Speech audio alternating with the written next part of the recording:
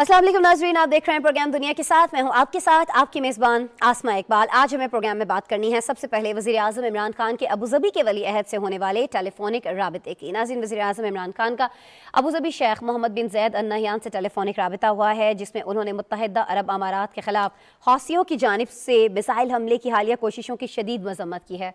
वज़ीर आज़म इमरान खान ने मुत्तहिदा अरब अमारात के बरवक्त और मुआसर फ़ज़ाई दिफ़ाई रद्द अमल की तारीफ़ की है।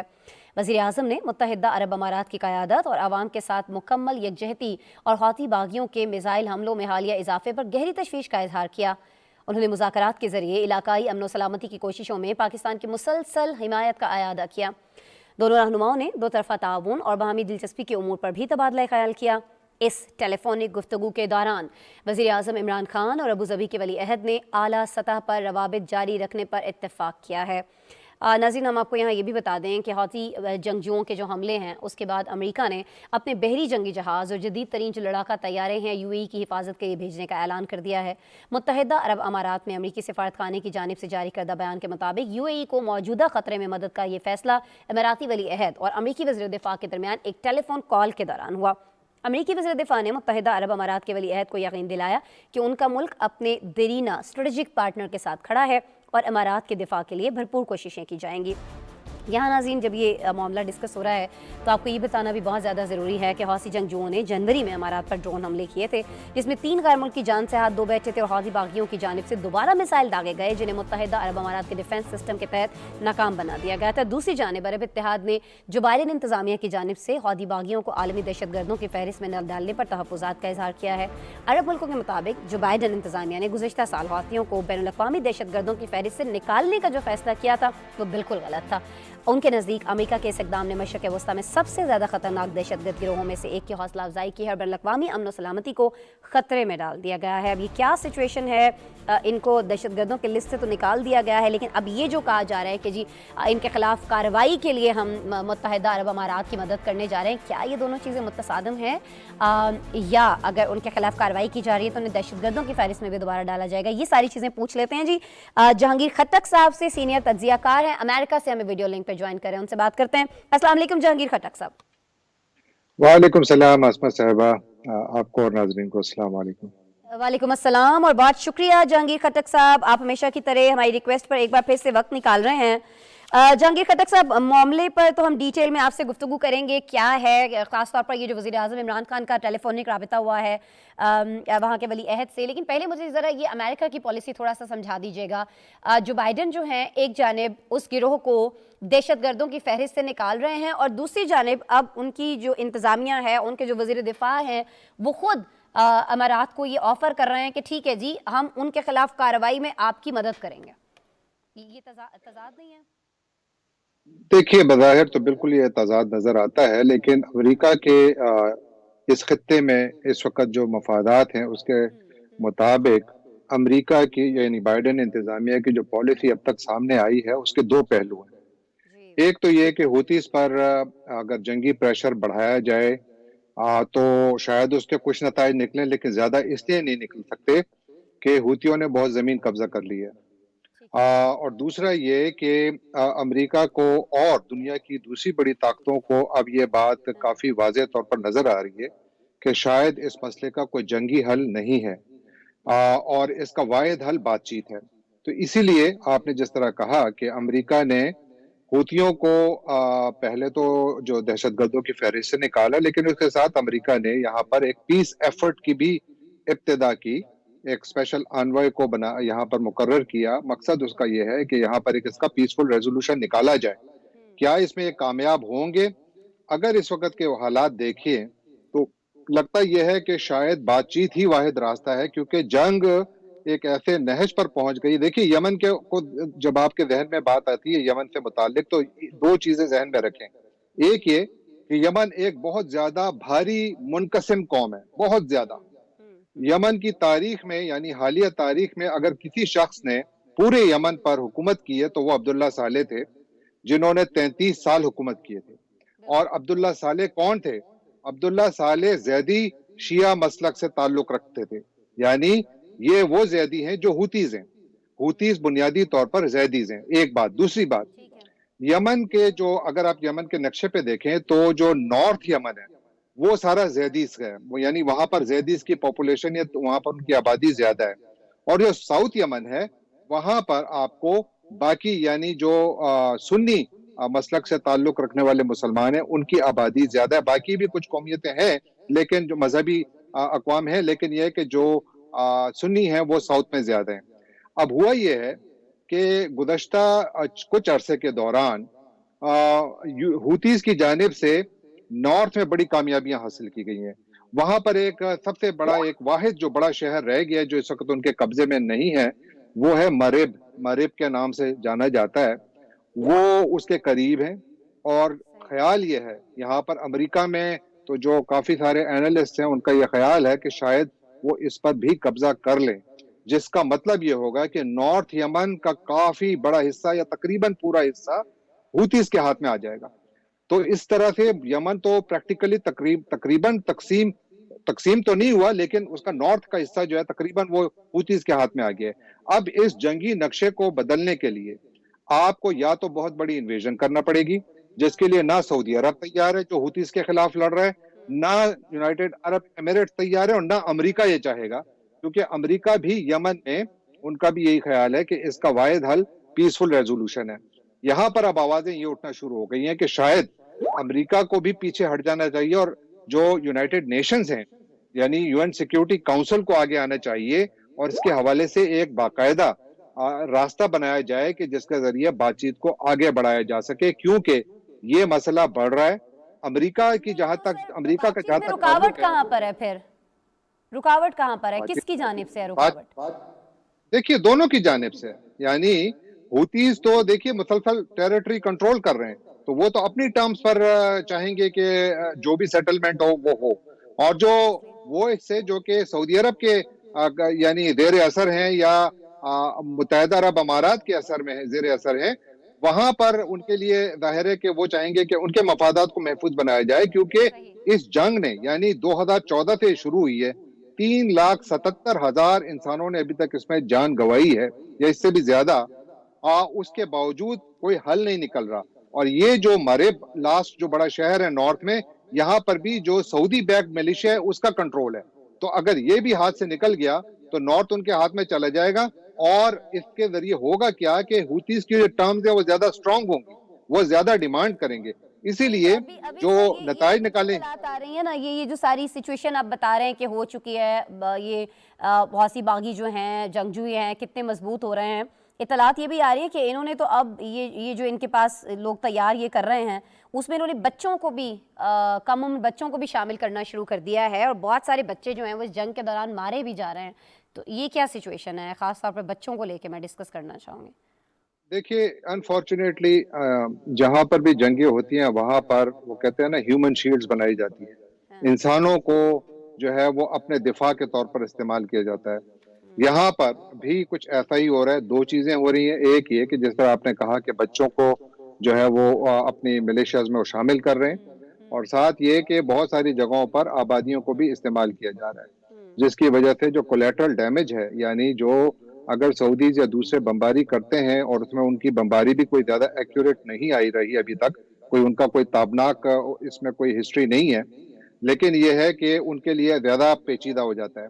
تو یہ تو بالکل ایک ظاہر ہے کہ ایک بہت زیادہ سنگین انسانی المیہ تو پہلے ہی تھا. بچوں کو اس جنگ میں شامل کرنا تو شاید وار کرائم بھی ہو، اور یقیناً اس کے اوپر بھی بات ہوگی، لیکن جس طرح میں نے عرض کیا کہ امریکہ اس جنگ میں کودے گا نہیں، وہ اپنے الائز کا دفاع ضرور کرے گا. ٹھیک ہے، صرف دفاع تک رہے گا، اس جنگ میں کودے کا نہیں، اس کا باقاعدہ طور پر حصہ نہیں بہت بنے گا. مشکل ہے. ٹھیک ہے ٹھیک ہے. اچھا سر یہ فرما دیجیے گا، جہاں بہت سارے ممالک جو ہیں وہ ان کے خلاف کارروائی کی بھی بات کر رہے ہیں، دوسری جانب ان کو فہرست سے بھی نکال رہے ہیں، اور تیسری طرف ہم یہ بھی دیکھ رہے ہیں کہ ایک اور محاذ مذاکرات کا اس پر بھی وہ بات کرتے دکھائی دیتے ہیں. اس سب سچویشن میں یہ جو وزیر اعظم عمران خان کے ٹیلی فونک رابطے کی ہم نے بات کی ہے، اس کو آپ کس طرح سے دیکھتے ہیں؟ متحدہ عرب امارات کے جو ولی عہد ہیں ان سے ان کا رابطہ کیا جانا کیا علاقائی امن کے لیے وزیر اعظم عمران خان کی ایفرٹس ہیں، اور کیا ان کو دنیا بھی اسی نظر سے سراہ رہی ہے، اسی طرح سے سمجھ رہی ہے جس طرح سے سمجھنا چاہیے پاکستان کے ایفرٹس کو؟ سر دیکھیے پاکستان اگر پرائم منسٹر عمران خان کی جو یہ ڈپلومیسی ہے یہ تو ایک اچھی بات ہے کیونکہ متحدہ عرب امارات کے ساتھ پاکستان کے دیرینہ تعلقات ہیں. یہ ٹھیک ہے کہ اس میں تھوڑا بہت رکھنا کچھ عرصے میں آیا ہے، لیکن پھر بھی پاکستان اور متحدہ عرب امارات کے بہت قریبی تعلقات ہیں. ایسے موقع پر جب متحدہ عرب امارات کی زمین کو نشانہ بنایا جا رہا ہو، چاہے وہ کسی بھی جانب سے ہو، پاکستان کی جانب سے متحدہ عرب امارات کے ساتھ سولیڈیرٹی کا اظہار ایک اچھا عمل ہے، کیونکہ ظاہر ہے کہ وہاں پر تو جو پہلا حملہ ہوا تھا اس میں 3 افراد جو مارے گئے تھے، جنہوں نے اپنی جان گنوائی تھی، ان میں ایک پاکستانی تھے جو ٹرک ڈرائیورز تھے. تو پاکستان کا تو اس لحاظ سے بھی ہوا ہے. اور پھر جو جس طرح میں نے کہا کہ تعلقات کی تاریخ بھی اس بات کی متقاضی ہے کہ نہ صرف یہ کہ پاکستان ان کے ساتھ اپنی یکجہتی کا اظہار کرے، بلکہ میرا خیال یہ ہے کہ جو پیس ایفرٹس کے لیے جو کوئی بھی کوششیں کی جاتی ہیں، چاہے وہ OIC کی جانب سے کی جائیں، عرب لیگ کی جانب سے کی جائیں، علاقائی ممالک کی جانب سے کی جائیں، یا یونائٹڈ نیشنز اور دوسری بڑی طاقتوں، عالمی طاقتوں کی جانب سے کی جائیں، یقیناً پاکستان کو اس کا حصہ ہونا چاہیے. لیکن پاکستان کو کسی صورت میں بھی اس جنگ کے قریب نہیں جانا چاہیے، کیونکہ یہ جنگ، اس جنگ نے آخر ختم ہونا ہے، اور اس کا نتیجہ میدان جنگ میں نکلتا بہت مشکل نظر آ رہا ہے، کیونکہ جو زمینی حقائق گزشتہ کچھ عرصے میں جس طریقے سے بدلے ہیں، یہاں پر تو میڈیا میں آج کل ایسی خبریں آنے شروع ہوئی ہیں کہ شاید حوثیوں نے کافی بڑی جنگ جیت بھی لی ہے، اور اس میں وہ حزب اللہ اور ایران اور دوسرے ممالک کا نام لے رہے ہیں کہ ان کی وجہ سے انہوں نے اتنی شے پائی ہے اور اتنی طاقت ان کے ہاتھ میں آئی ہے. تو وہ ایک علیحدہ بحث ہے، لیکن یقیناً پرائم منسٹر عمران خان کی جانب سے متحدہ عرب امارات کی جو قیادت ہے ان کے ساتھ رابطہ کرنا، ان کے ساتھ سولیڈیرٹی کا اظہار کرنا، یہ ایک اچھا عمل ہے. اور یقیناً دونوں ممالک کے تعلقات کے لیے میرا خیال ہے کہ یہ ایک اچھی کوشش ہے جس کو جاری رہنا چاہیے، لیکن پاکستان کو پیس ایفرٹ کا حصہ ہونا چاہیے، وار ایفرٹ سے دور رہنا چاہیے. ٹھیک ہے. اچھا سر، یہ فرما دیجیے گا، ایران کی جیسے کہ آپ نے خود بھی بات کی ہے، ایران کا کیا کردار ہے، یہ کسی سے ڈھکا چھپا نہیں ہے. اس کردار پر ایران کو کس طرح کی ری ایکشن کا سامنا کرنا پڑ سکتا ہے عرب اتحاد کی جانب سے، متحدہ عرب امارات کی جانب سے، اور پھر خاص طور پر امریکہ کی جانب سے؟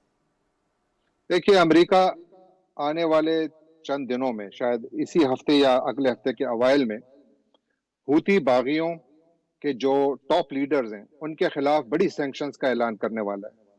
مقصد کیا ہے کہ ان پر پریشر بڑھایا جائے، اور مجھے لگتا یہ ہے کہ جہاں پر بھی ان لیڈران کے تانے بانے ایران کی کسی بھی قیادت سے لگتے ہوں یا ملتے ہوں، تو شاید وہ بھی اس قسم کی جو سینکشنز ہیں اس میں کہیں نہ کہیں ان کا اثر ہو. میں یہ تو نہیں کہوں کہ ڈائریکٹ ان پر سینکشنز لگیں گی، لیکن ایران پر پریشر یقیناً بڑھایا جائے گا.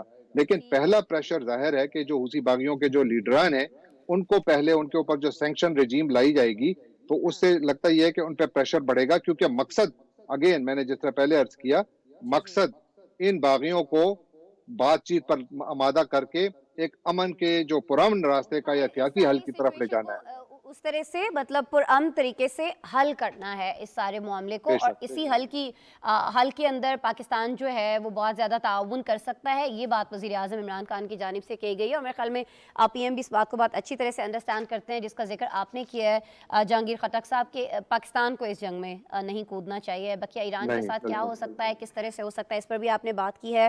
امریکہ کا کیا کردار ہے، کیوں ہے، کیا مفادات ہیں، یہ بھی آپ نے ہمیں بتایا. بہت شکریہ جہانگیر خٹک صاحب، آپ ہمارے ساتھ موجود تھے، سینئر تجزیہ کار جی، امریکہ سے اپنا تجزیہ ہم سے شیئر کر رہے تھے. امریکہ کا ذکر ہوا ہے اس معاملے کے اندر بھی، اور امریکہ کا ذکر آج کل ایک اور معاملے کے اندر بہت زیادہ ہو رہا ہے، اور وہ ہے جی یوکرین تنازع. ابھی ہمیں اسی کی بات کرنی ہے. بتانا ہمیں آپ کو یہ ہے کہ صدر جو بائیڈن نے مشرقی یورپ میں اضافی امریکی فوجیوں کی تعیناتی کی منظوری دے دی ہے. پینٹاگون کے مطابق امریکی فوجی بہت جلد مشرقی یورپ میں بھیجے جائیں گے.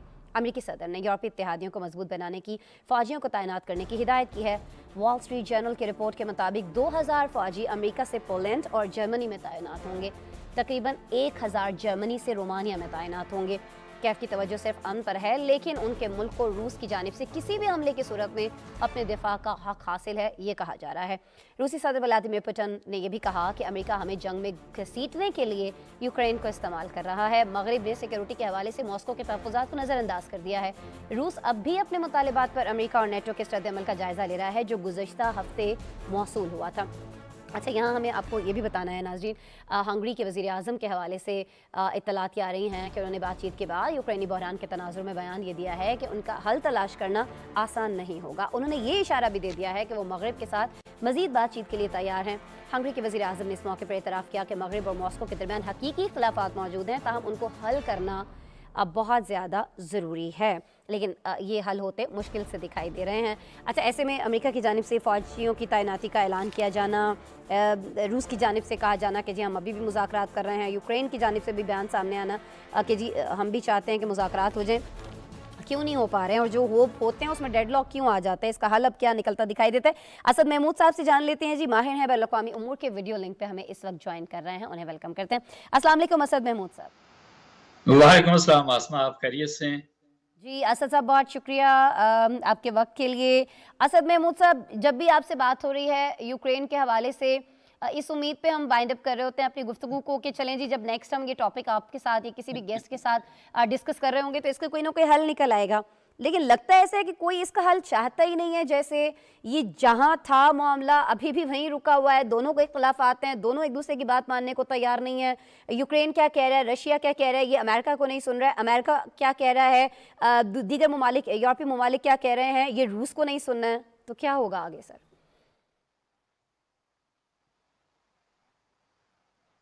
बहुत शुक्रिया आपका, बिल्कुल ऐसा ही है।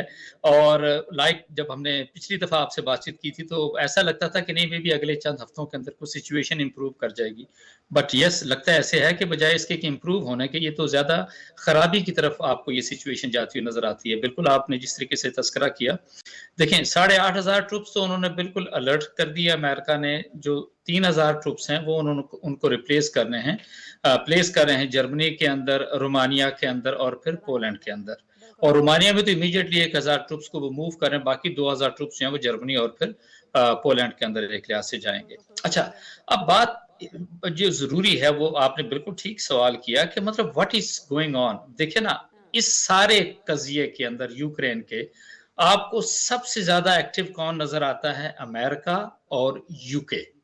इन दोनों को आप मैक्सिमम आप देखते हैं कि इनकी तरफ से बयानात आ रहे हैं, इनकी तरफ से पाबंदियों की धमकियां आ रही हैं। सो मच सो कि उनके जो ब्रिटिश प्राइम मिनिस्टर हैं और polish prime minister, they were there in Ukraine, और उन्होंने जिस तरह की स्टेटमेंट्स दी वो तो ऐसा लगता था जी कि इमीडिएटली उन्होंने वापस जाना है, और ऐसा लगता है कि नहीं तो जंग शुरू हो जाएगी।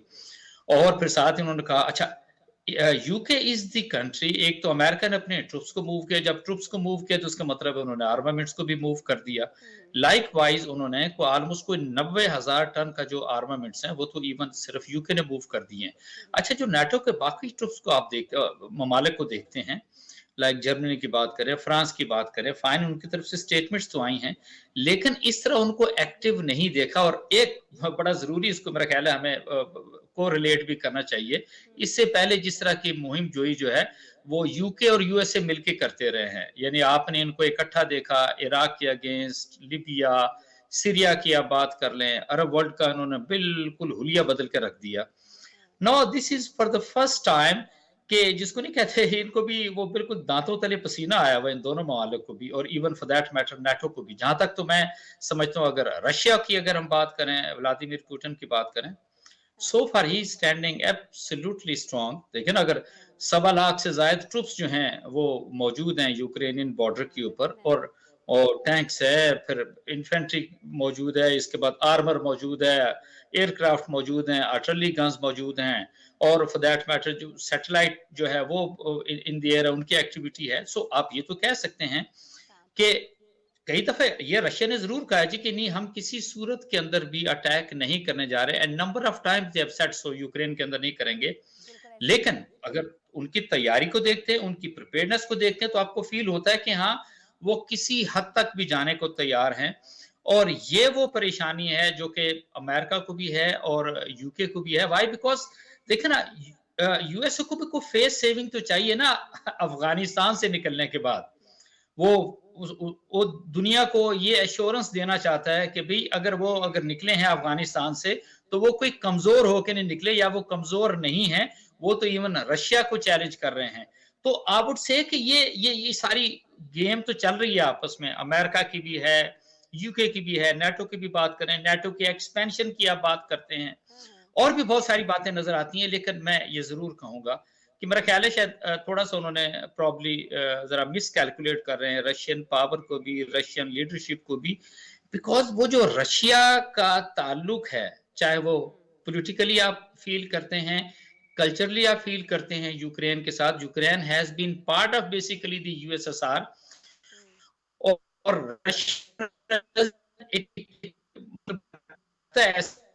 اسد محمود صاحب آپ کا آڈیو تھوڑا سا پرابلم آ رہا ہے، تھوڑی آپ کی آواز بریک ہو رہی ہے، اگر تھوڑی سی آپ اپنی لوکیشن چینج کر پائیں جہاں آپ موجود ہیں تاکہ ہم آپ کو کلیئرلی سن پائیں، تب تک میں تھوڑا سا اور اس ایک گفتگو کے بارے میں بتا دیتی ہوں جو امریکی وزیر خارجہ اور رشین وزیر خارجہ کے درمیان ہونا تھی۔ اینٹونی بلنکن نے جب ان سے گفتگو کی ہے کل، جو ہم نے آپ کو بتایا تھا کہ ان کی بات چیت ہونے جا رہی ہے، اس گفتگو میں ماسکو پر یہ زور دیا گیا ہے کہ وہ یوکرین کی مشرقی سرحد پر سے اپنے فوجی ہٹا کر کشیدگی میں کمی لائے، وہی مطالبہ جو پہلے دن سے امریکہ کی جانب سے کیا جا رہا ہے وہ تو دہرایا گیا۔ ساتھ ہی ساتھ بلنکن نے یہ بھی واضح کر دیا ہے کہ اگر روس نے یوکرین پر حملہ کیا تو اس پر سخت ترین پابندیاں عائد کی جا سکتی ہیں۔ برطانیہ کے وزیر اعظم بورس جانسن یوکرین کے صدر کے ساتھ صورتحال پر تبادلہ خیال کے لیے کیف پہنچے ہیں۔ بورس جانسن نے یہاں پر کہا کہ ہم روس پر زور دیتے ہیں کہ وہ مزید خون خرابے سے بچنے کے لیے مذاکرات کا حصہ بنے اور مسئلے کا سفارتی حل تلاش کرے۔ بھی حل کس طرح سے تلاش کیا جائے گا؟ بھائی گفتگو تو بہت ساری ہو رہی ہے، کچھ سامنے نہیں آ رہا۔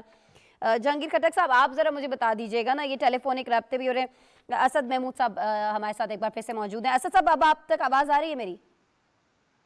جی آپ کی آواز مجھے کلیئر آ رہی، کین یو ہیئر می؟ آپ کو شاید کوئی اور کال، ٹھیک ہے اسد صاحب، اسد صاحب میں کوشش کروں گی آپ سے سوال کر لوں اور آئی ہوپ آپ جواب بھی دے پائیں گے اس کا۔ یہ فرما دیجیے گا کہ اب یہ جو کشیدگی ہے اس کی وجہ کیا ہے، کیا سچویشن ہو سکتی ہے، بہتر کیسے ہو سکتی ہے، تو آپ نے بتا دیا، مجھے بس یہ بتا دیجیے گا کہ اس کشیدگی میں کمی لانے کے لیے کون سا حربہ استعمال کیا جانا چاہیے، کس کی جانب سے کیا جانا چاہیے؟ نیٹو کی جانب سے کیا جانا چاہیے، امریکہ کی جانب سے کیا جانا چاہیے، یوکرین کی جانب سے ہونا چاہیے، یا خود اس میں رشیا کو کچھ کردار ادا کرنا ہوگا؟ سر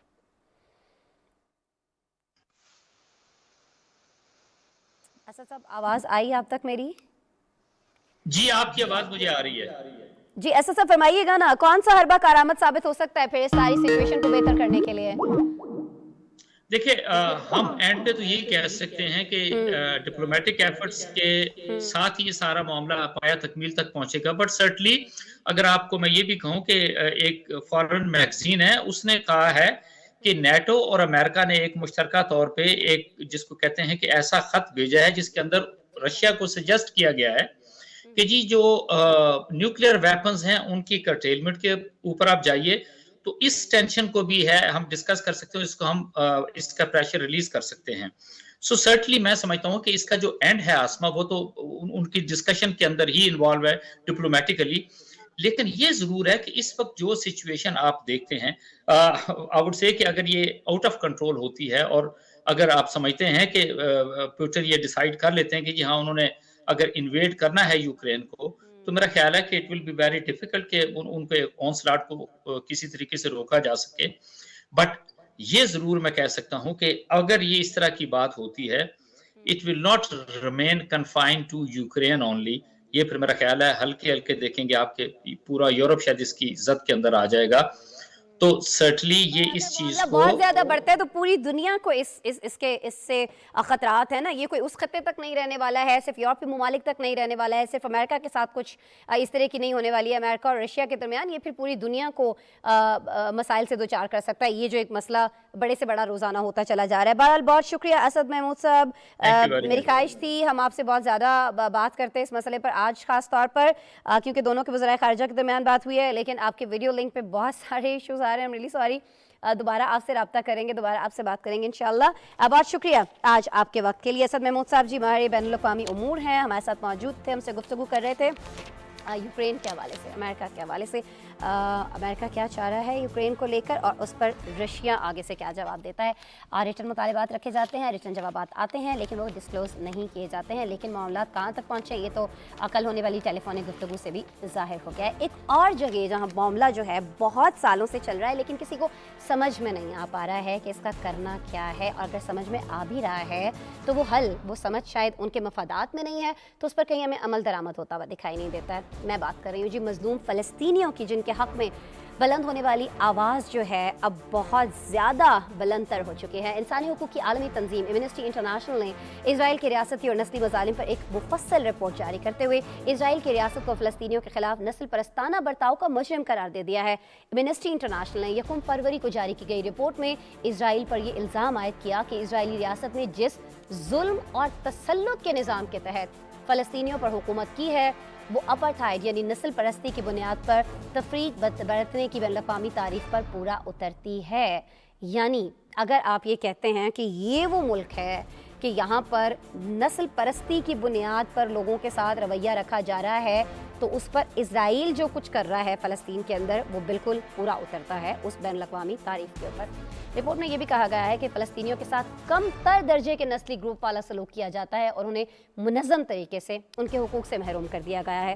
200 سے زائد صفحات پر مشتمل یہ رپورٹ ہے جس کو 4 برس میں مرتب کیا گیا ہے۔ یہ کوئی ایک دن سے اندازہ لگا کے تجزیہ نہیں کر لیا گیا جی، یہ پچھلے 4 سالوں میں جو کچھ فلسطین کے اندر ہوا ہے، یہ جو کچھ ہم آپ کو دکھا رہے ہیں، دیکھیں کس طرح سے ایک فلسطینی نوجوان کے اوپر یہ جو اسرائیلی فوجی ہیں یہ اس کو تشدد کا نشانہ بنا رہے ہیں۔ یہ ایک اور مثال ہم آپ کو دکھا رہے ہیں، اور یہ کوئی ایسا نہیں ہے کہ یہ کوئی سالوں میں کوئی ایک آدھ اس طرح کا واقعہ ہوتا ہے، یہ دن میں پتہ نہیں کتنے ایسے واقعات ہوتے ہیں۔ فلسطینی عورتوں کے ساتھ کیا کیا جا رہا ہے، فلسطینی بچوں کو کس طرح سے یہاں پر شہید کیا جاتا ہے، کیا سچویشن ہے، کسی سے ڈھکا چھپا نہیں ہے۔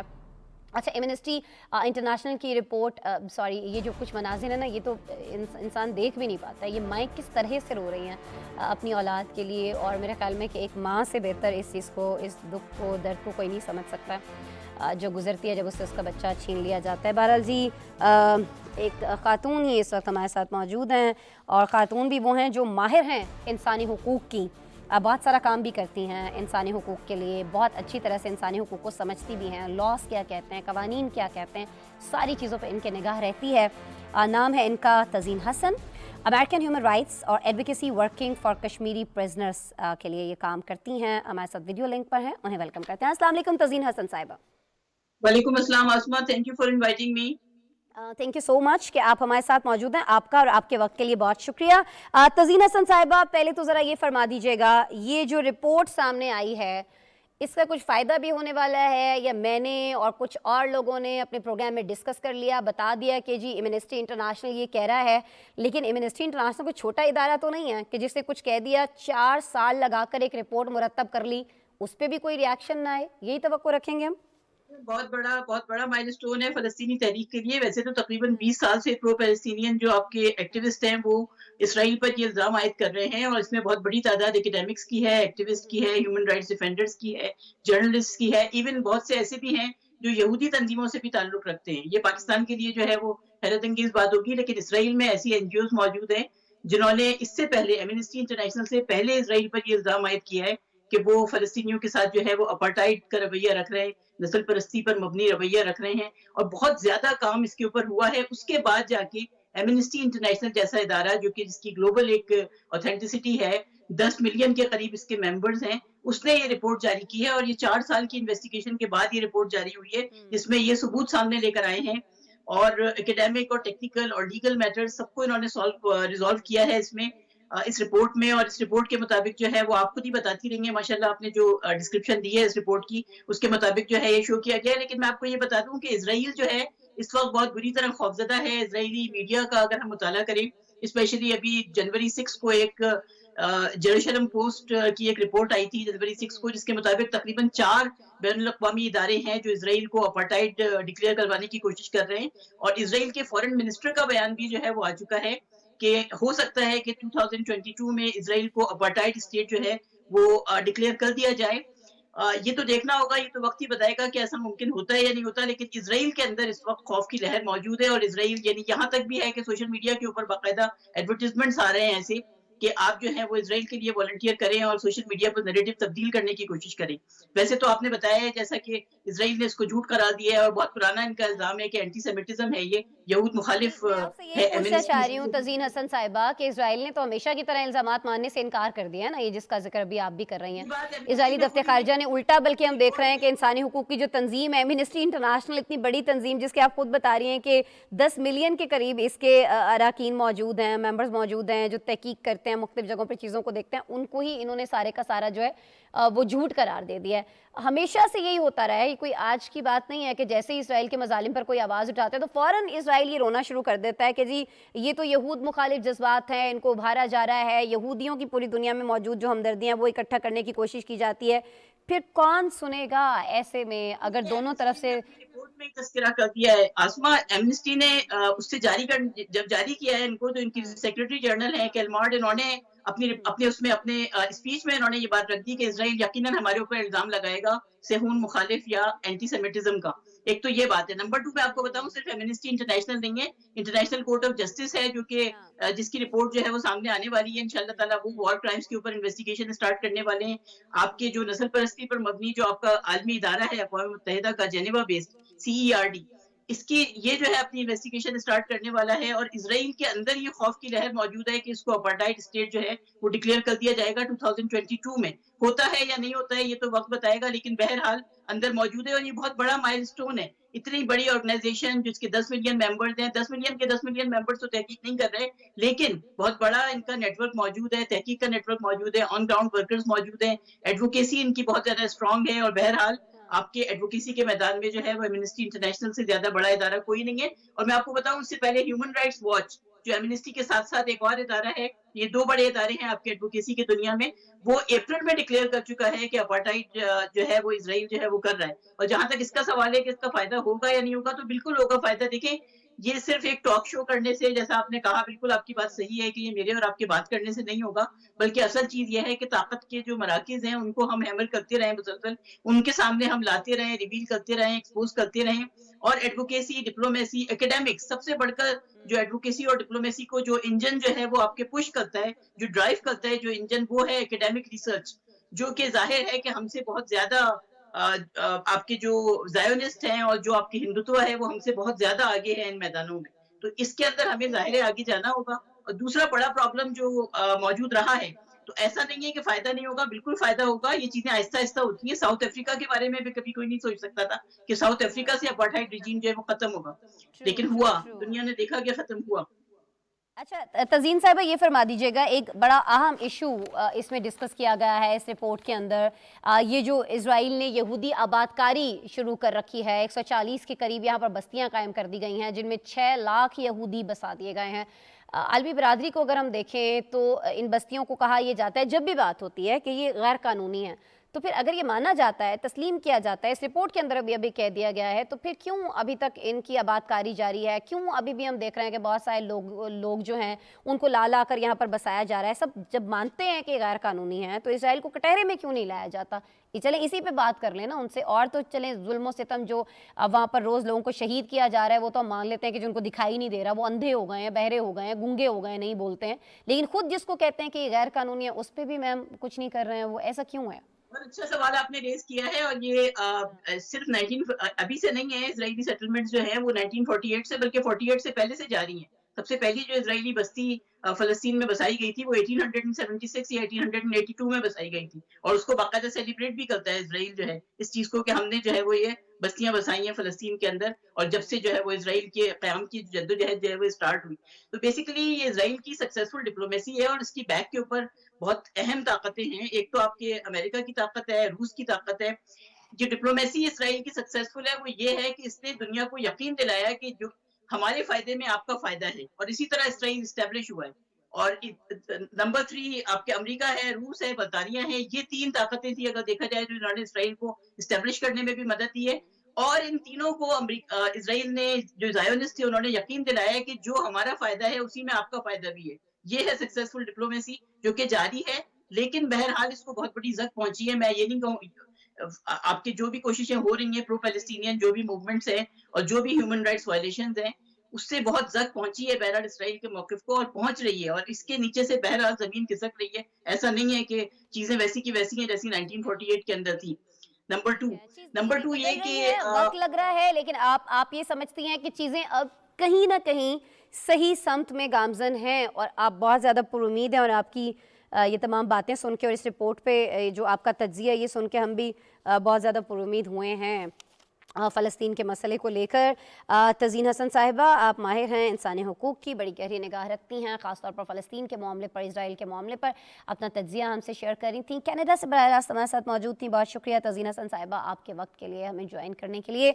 अच्छा जी, आज हमें आपको एक और अहम खबर से आगाह करना है। बहुत ज़्यादा ये खबर जो है सोशल मीडिया पर भी डिस्कस हो रही है, लेकिन हमारे वो लोग जो दूर दराज इलाकों में रहते हैं, बहुत सारे ख़वातीन हज़रात जो इतने ज़्यादा गैजेट्स, इतने ज़्यादा स्मार्टफोन्स इस्तेमाल नहीं करते हैं, उनके लिए हमें बताना ये है कि पाकिस्तान जो है वो क्या करने जा रहा है, श्रीलंका की मदद करने जा रहा है। कैसे करने जा रहा है, इसकी डिटेल्स जो है मैं आपसे शेयर कर लेती हूँ। श्रीलंका को कर्ज़ा दिया जाएगा जी पाकिस्तान की जानिब से, और ये कर्ज़ा जो होगा ये इस तरह से होगा कि वो पाकिस्तान से चावल ख़रीदेगा, सीमेंट ख़रीदेगा और मुख्तलिफ़ अद्वियात ख़रीदेगा। ये जो फ़ैसला है ये श्रीलंका के वज़ीर तिजारत के इस्लामाबाद के हालिया दौरे के दौरान किया गया। हमने आपको बताया था कि अब से कुछ अर्सा पहले जो श्रीलंका के वज़ीर तिजारत हैं वो अपनी तिजारत को फ़रोग़ देने के लिए पाकिस्तान के साथ पाकिस्तान पहुँचे थे। यहाँ मुख्तलिफ़ जो मुआहदे हुए हैं उनकी डिटेल्स अब सामने आना शुरू हो गई हैं। श्रीलंकन मीडिया के मुताबिक पाकिस्तान से लिए जाने वाले कर्ज़ का जो दौरानिया है और मुआहदे की जो डिटेल्स हैं, क्या शराइत होनी चाहिए, क्या चीज़ें होनी चाहिए, ये सारी अभी तय की जा रही हैं। माफ़ कीजिएगा। आज श्रीलंका के जो सेक्रेटरी बराए ख़जाना है साजिद एटेगाल, उन्होंने भी इसकी तस्दीक कर दी है। इस्लामाबाद और कोलंबो ने उसूली तौर पर $200 मिलियन की जो क्रेडिट लाइन है उस पर इत्तफाक किया है, जबकि क्रेडिट की तफसीलात पर काम होना अभी बाकी है। आपको ये भी बता दें कि श्रीलंका को बहुत ज़्यादा सीमेंट की किल्लत का सामना है और वो यहाँ से इंपोर्ट करना चाह रहा है पाकिस्तान से श्रीलंका के लिए सीमेंट, और ये भी इसी कर्ज़े का एक हिस्सा होगा। और ये जो बढ़ता हुआ बहरान है बहुत सारी चीज़ों के अंदर, उसमें मदद लेने के लिए उसने पाकिस्तान से रुजू किया था और कर्ज़ के हुसूल की दरख्वास्त भी उन्हीं की जानिब से की गई थी, जिस पर अमल किया गया है। और हमेशा की तरह पाकिस्तान ने अपने हमसाया मुल्क की जिस तरह बाकी ममालिक का ख्याल किया जाता है उनका ख्याल किया है और उन्हें कर्ज़ देने का फ़ैसला कर लिया गया है। क्या शराइत होंगी जब हमारे पास आएंगी तो हम आपको इससे यकीनन आगाह करेंगे। आगे बढ़ना है जी, और अब हमें बात करनी है चीन की, जहां आप अक्सर सुनते हैं, मैं भी बहुत सुनती हूँ, कभी उस तरह डिटेल में गए नहीं थे, लेकिन आज हमने सोचा कि आप सभी डिटेल शेयर करते हैं। वहाँ पर नए कमरी साल का आगाज़ होने जा रहा है जिस पर जश्न जारी है। टाइगर से मंसूब नए साल का चीन में शानदार इस्तकबाल किया गया। अब सवाल यहाँ पर ये पैदा होता है कि जी इस्लामी साल जो है वो और तरह से स्टार्ट हो रहा होता है, मुख्तलिफ मज़ाहिब जो है वो अपना अपना साल जो है अपनी अपनी मज़हब के हिसाब से जो मुख्तलिफ डेट्स होते हैं उन पर कर रहे होते हैं, और एक जो पूरी दुनिया के अंदर नए साल का आगाज़ होता है जैन में किया जाता है, वो भी हमने देखा है। लेकिन ये चाइना को जो नया साल है ये क्या चीज़ है? सड़कों को रंग रंग के फूलों से सजा दिया जाता है, बहुत सारी जगहों पर सजावटी रोशनियाँ अशियाँ हमें देखने को मिलती है, लेकिन चीनी सकाफत में लाल रंग को खुशकिस्मती की अलामत समझा जाता है। चीनी कमरी साल के आगाज़ पर चीन में मुख्तलिफ रसूमात भी अदा की जाती हैं। इस साल भी चीन में शहरियों ने ड्रम बजाए और नए साल में खुशहाली की दुआएं की। चीनी जो है वो साल नौ मनाते क्यों हैं, इसका आगाज़ कब से हुआ है, क्यों हुआ है, इस पर आपको आज एक रिपोर्ट दिखाते हैं, बड़ी दिलचस्प रिपोर्ट है।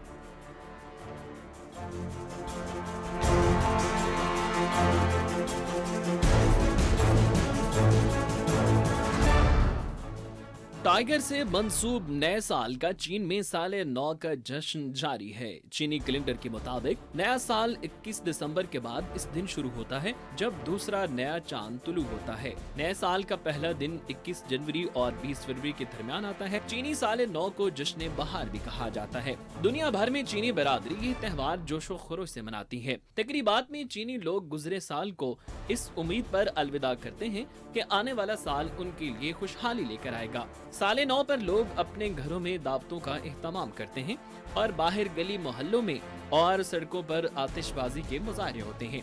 साले 9 की बड़ी तकरीबात चांद रात और अगली सुबह साल के पहले दिन मुनाकिद की जाती है। चीन में हर बरस लाखों लोग नए साल की खुशियां अपने खानदान वालों के साथ मनाने के लिए कभी कभी तो हजारों मील का सफर करके घर आते हैं। साले 9 का जश्न 2 हफ्ते तक जारी रहता है। इस साल जब ये जश्न 15 फरवरी को अपने उरूज पर होगा तो पूरे चांद की रात को शहर में लालटेनों का रवायती मेला भी होगा। रिपोर्ट्स के मुताबिक इस त्यौहार का आगाज 1990 के अशरे में हुआ था। चीनी वज़ारत कामर्स के आदाद-ओ-शुमार के मुताबिक साले 9 के दिनों में आजकल लोग खरीदारी और खाने पीने पर 820 अरब युआन से ज्यादा रकम खर्च करते हैं। चीन में हर साल का नाम 12 मुख्तलिफ जानवरों की निस्बत से रखा जाता है।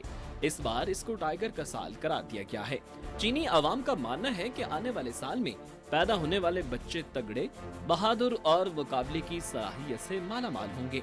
रवायात के मुताबिक चीनी साल नौ का आगाज 14वीं सदी में हुआ था, जब यहाँ शांग खानदान की हुक्मरानी थी। जनूबी और शुमाली कोरिया में साल नौ की तकरीबात 3 दिन मनाई जाती हैं। कोरियाई लोग चारी के नाम से एक रस्म का एहतमाम करते हैं, जिसमें वो नए साल में अपने आबाओ अजदाद की दुआएं लेने के लिए उनके नाम पर मुख्तलिफ पकवानों का चढ़ावा चढ़ाते हैं। ताइवान, सिडनी के China town, Korea, Singapore, Mongolia, Vietnam समेत कई दीगर एशियाई ममालिक भी कमरी साल का जश्न मनाते हैं। सिर्फ चीनी नहीं जी, और भी बहुत सारे ममालिक की जश्न मनाते हैं। इस बारे में आप रिपोर्ट देख रहे थे। प्रोग्राम का वक्त खत्म हुआ। कल रात दोबारा आपसे मुलाकात हो रही होगी। अपना बहुत सा ख्याल रखिएगा और जाते जाते ज़रूर देखिएगा हमारा सेगमेंट चलते चलते।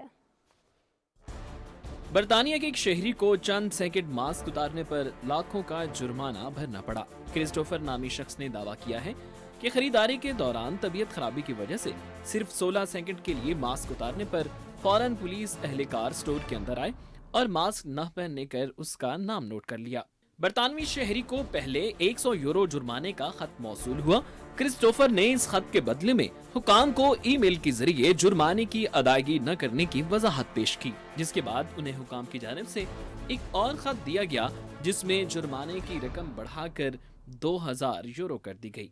सर में दर्द की शिकायत लेकर जाने वाले शख्स को 20 साल बाद मालूम हुआ कि वो अपने सर में गोली लिए घूम रहा था। 28 साल चीनी शख्स मुसलसल सर दर्द को नींद की कमी समझकर डॉक्टर के पास गया तो टेस्ट कराने पर उसकी हैरत की इंतहा न रही जब उसे ये मालूम हुआ कि उसके सर के दाएं हिस्से में गोली मौजूद है।